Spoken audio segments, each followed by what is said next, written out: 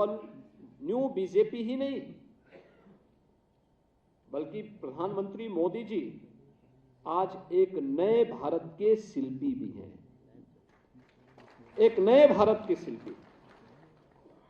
एक भारत श्रेष्ठ भारत की परिकल्पना को जिन्होंने प्रभावी ढंग से लागू भी किया, पूरे देश के अंदर उसके दर्शन होते हैं।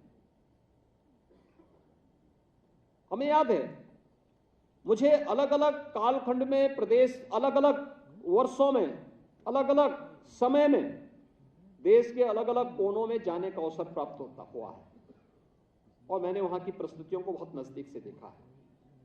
चाहे वो जम्मू कश्मीर हो, चाहे वह पूर्वोत्तर के राज्य हो, चाहे वह दक्षिण के राज्य हो और चाहे उत्तर भारत के ही विभिन्न राज्य।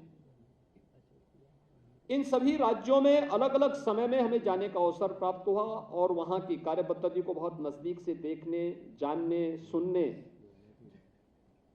जनप्रतिनिधियों के साथ साथ आम जनमानस के साथ भी संवाद बनाने का अवसर प्राप्त हुआ।